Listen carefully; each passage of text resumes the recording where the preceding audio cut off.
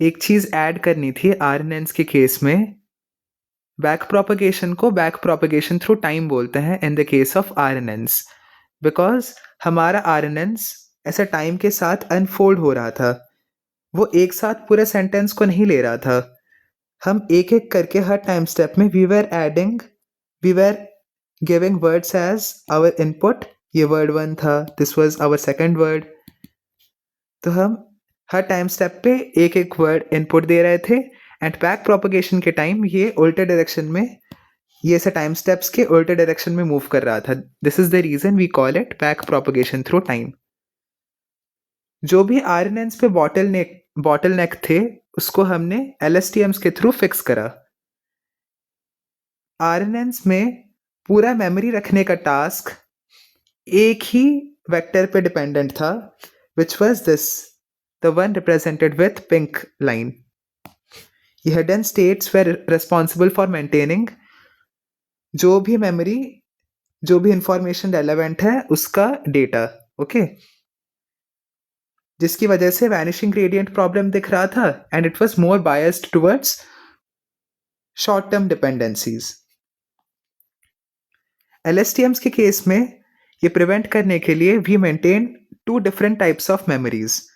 एक है short term memories रखने के लिए short term context and long term memory रखने के लिए लॉन्ग टर्म कॉन्टेक्स्ट। इससे सेंटेंस में जो भी लॉन्ग टर्म डिपेंडेंसीज है, लॉन्ग टर्म डिपेंडेंसीज मतलब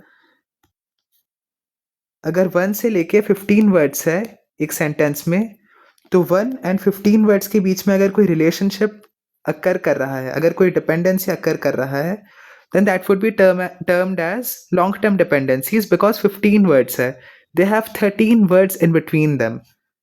So यहाँ तक पहुँचते पहुँचते our architecture should be capable enough to have the memory from initial words. So उसका architecture is this, okay? इनमें 3 गेट्स लगे हैं, forget gate, input gate, output gate. पूरे LSTM में हम 3 इनपुट्स देते हैं। करंट टाइम स्टेप में जो वर्ड हम देने वाले हैं इनपुट वो XT, प्रीवियस टाइम स्टेप का hidden state HT-1 and previous time step का सेल स्टेट, एंड फिर आउटपुट में CT, ये जो नेक्स्ट LSTM में जाने वाला है, मतलब नेक्स्ट टाइम स्टेप में ये वही सेम LSTM का ऐसे प्रीवियस ऐसे बन के एंटर करेगा।